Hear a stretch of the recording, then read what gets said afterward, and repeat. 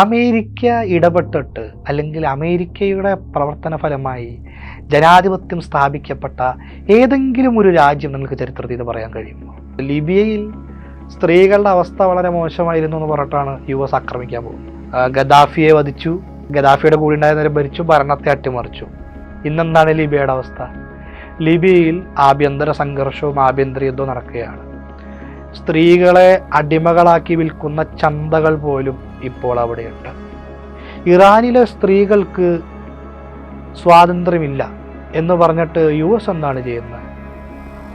അവർ നേരെ പോയി ആക്രമിക്കുന്നത് പെൺകുട്ടികൾ പഠിക്കുന്ന ഒരു സ്കൂളിനെയാണ്. ആ സ്കൂളിനെ ആക്രമിച്ച സമയത്ത് ഈ മിത്രങ്ങളും കുറേ സ്വതന്ത്ര ചിന്തകരും പറയുന്ന ഒരു ന്യായം എന്ന് പറയുന്നത്, മിലിറ്ററി ബേസിൻ്റെ അടുത്തുകൊണ്ട് സ്കൂൾ വെച്ച ഇറാനല്ലേ കുറ്റക്കാരെന്നാണ് ഇവർ ചോദിക്കുന്നത്. എവിടെയും സിവിലിയൻസിനെ ആക്രമിക്കുമ്പോൾ ഇത്തരം എന്തെങ്കിലും ഒരു മനുഷ്യത്വരഹിതമായ ആരോപണങ്ങൾ ഇവർക്ക് പറയാനുണ്ടാവും, നിങ്ങൾക്ക് പറയാനുണ്ടാവും. ഹിറ്റ്ലർ ജർമ്മനിയിൽ ഭരിക്കുന്ന കാലത്ത് ആ ഹിറ്റ്ലർ ലോകം കീഴടക്കുമ്പോൾ, അല്ലെങ്കിൽ ആ ഹിറ്റ്ലർ ബ്രിട്ടൻ തോൽക്കുകയും ജർമ്മനി ജയിക്കുകയും ചെയ്യുകയാണെങ്കിൽ, ആ ജർമ്മനി, ആ നാസി ആര്യവംശീയ ജർമ്മനിയിൽ തങ്ങളും ഭാഗമാകാൻ വേണ്ടിയിട്ട് ജർമ്മൻ പഠിച്ച ആളുകൾ ഈ നാട്ടിലുണ്ട്. അവർ ജർമ്മൻ പഠിച്ച് വെയിറ്റ് ചെയ്യുന്നു ഹിറ്റ്ലറിൻ്റെ വരവിന് വേണ്ടിയിട്ട്.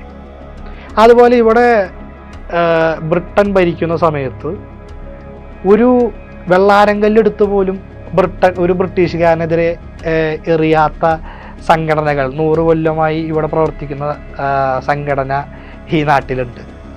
അവരിന്ന് രാജ്യസ്നേഹത്തിൻ്റെ ഹോൾസെയിൽ ഡീലേഴ്സാണ്.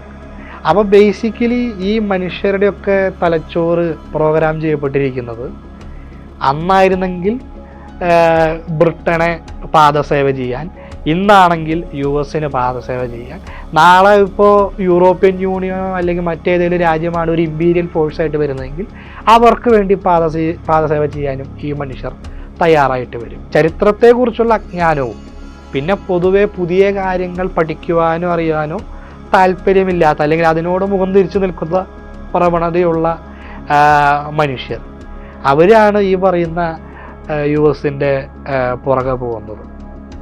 അപ്പോൾ അത്തരം മനുഷ്യരോട് പറയാനുള്ളത്, പോയി നല്ല വല്ല പുസ്തകം വായിക്കൂ.